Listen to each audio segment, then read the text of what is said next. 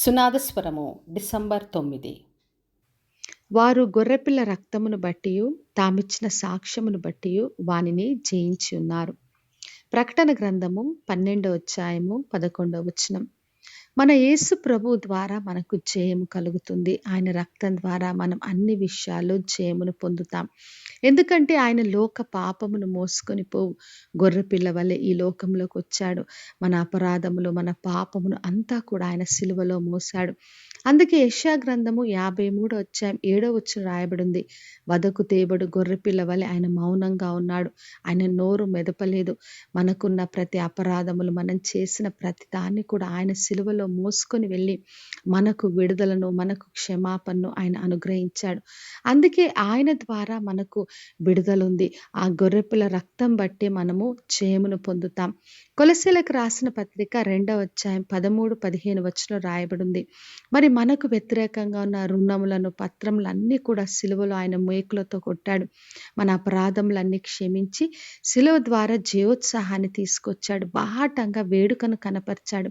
ఆ శత్రువు అందరిపైన మరి యేసుక్రీస్తు ద్వారా, ఆయన సిలువ ద్వారా మనం జయం పొందుకుంటాం. అందుకే ఆ జయమును మనం ప్రకటించాలి. మరి గొర్రెపిల్ల రక్తమును బట్టి, తామిచ్చిన సాక్ష్యమును బట్టి వాని జయించి ఉన్నారని రాయబడింది. ఎప్పుడైతే యేసుక్రీస్తు ద్వారా మనం పొందుకున్న జయమును మనం సాక్ష్యంగా ప్రకటిస్తామో, మన హృదయములో నమ్మి విశ్వసించి నోటితో ఒప్పుకుంటామో, అప్పుడు ప్రతి పరిస్థితిని, ప్రతి శత్రువును మనము జయిస్తాం.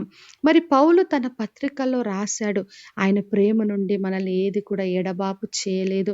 మనము ఆయన ప్రేమను బట్టి అన్నిట్లో అత్యధిక విజయాన్ని పొందుతామని తను ప్రకటించాడు. నన్ను బలపరచువాని అందు నేను సమస్తము చేయగలనని చెప్పాడు.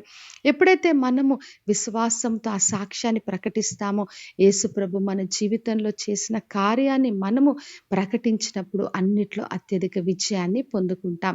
కాబట్టి నా ప్రియ సహోదరి, సహోదర, మన యేసుక్రీస్తు ద్వారా ఆ గొర్రెపిల్ల రక్తమును బట్టి మనకు జయముంది. ఆయన ద్వారా అన్నిట్లో విడుదల మనం పొందుకుంటాం. ఏ పాపమైన, శాపమైన, ఎటువంటి అపరాధములైనా ఆయన రక్తంలో కడిగి పవిత్రపరుస్తాడు. కాబట్టి విశ్వాసంతో ఆయన ఆశ్రయిద్దాం. ఆయన చేసిన కార్యమును సాక్ష్యంగా ప్రకటిస్తూ ప్రతి శత్రువు పైన అత్యధిక విజయమును పొందుకుందాం. ప్రార్థన చేసుకుందాం.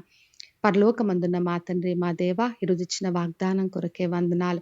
ప్రతి ఒక్కరిని దీవించి ఆశీర్వదించండి తండ్రి. ప్రతి ఒక్కరు కూడా మీ గొర్రెపిల్ల రక్తమును బట్టి, దేవా, వారిచ్చే సాక్ష్యమును బట్టి శత్రువుని జయించే కృపను దయచేయమని యేసు నామములో అడిగి వేడుకొంచున్నాను తండ్రి.